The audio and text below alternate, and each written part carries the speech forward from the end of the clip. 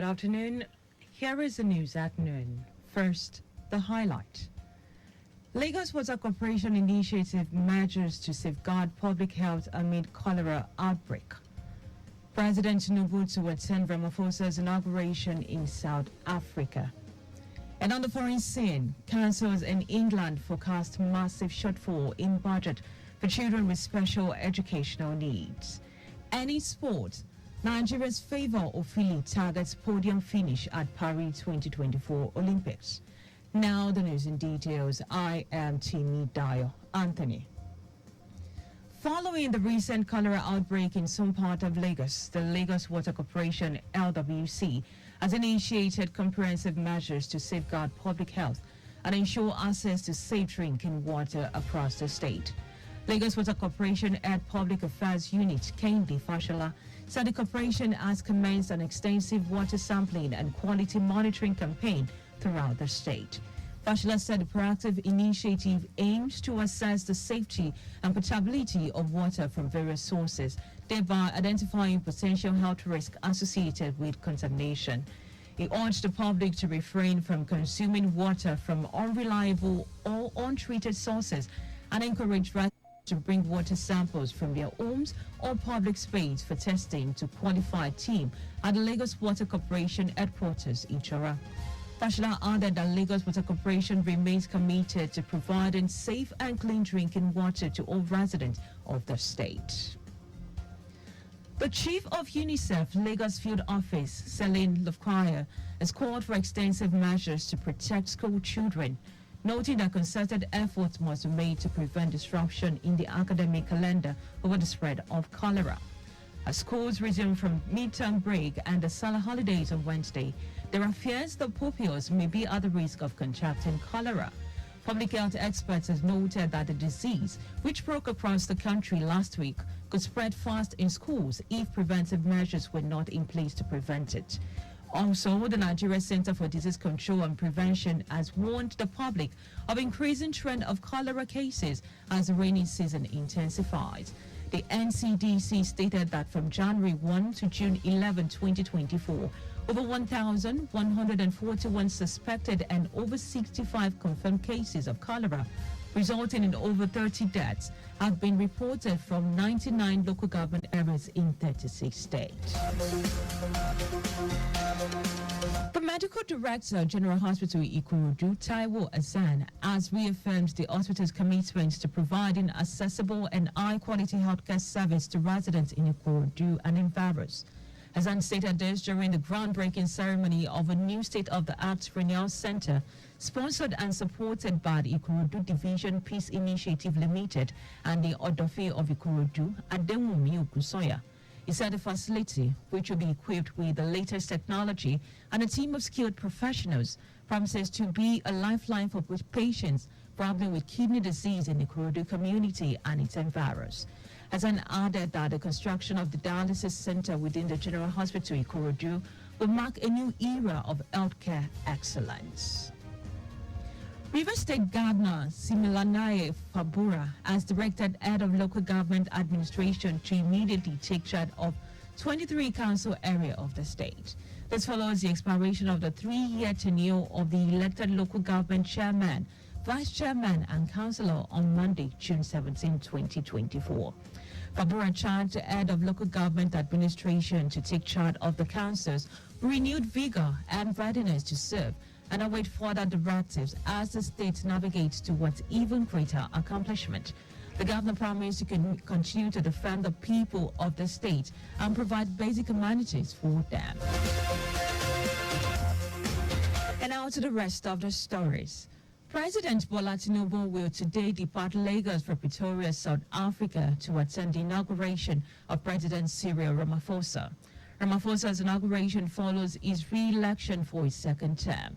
Special Advisor on Media and Publicity, Andrew Ngilali, said the president will return to Nigeria after the swearing-in ceremony. The Nigerian Education Loan Fund, NELFund, says no fewer than 137 institutions across the country have now collaborated with it. The institution did not name the collaborating institutions, nor did it specify whether the institutions are federal government or state-controlled. Nelfond, in a press statement, said it will publish the full list of institutions that have submitted their complete student data, as requested by the agency, for upload onto Nelfond Student Verification System portal. He said the list of both federal and state-owned institutions will be published to ensure transparency and to encourage due process and participation in the scheme. Also, Nelfond's Managing Director, Akitunde Sawyer, said students' accessibilities to student loan will be based on the institution's responses. And now to foreign news. Councils in England are forecasting a massive shortfall in budget for supporting children with special educational needs, with councils facing a deficit of almost £1 billion in school funds for these pupils.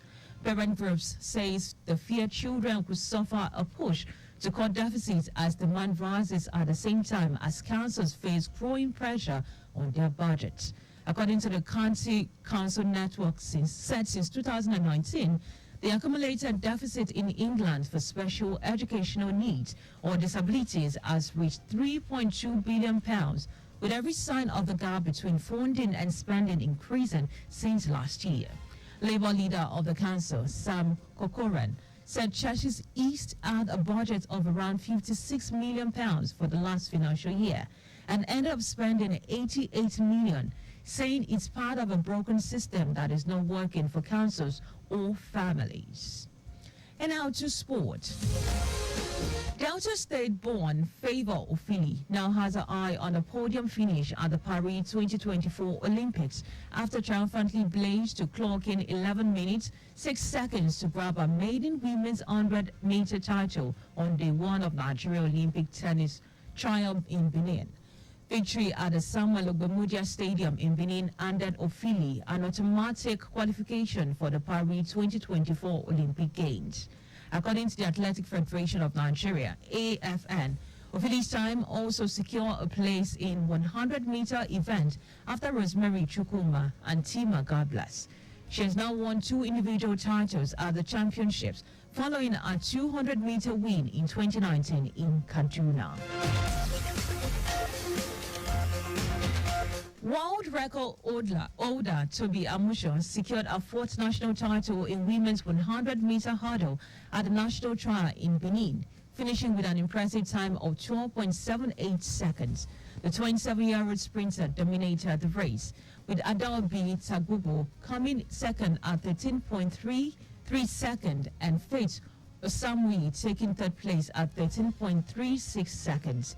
Amusho thrilled the fans in Benin with a hurdling prowess as she successfully defended a national title. The victory served as a promising warm-up for the Paris 2024 Olympics. Just before we go, always slow down at road junctions, intersections and pedestrian crossing. You can follow us and like all of our social media platforms. X, Traffic Radio 961.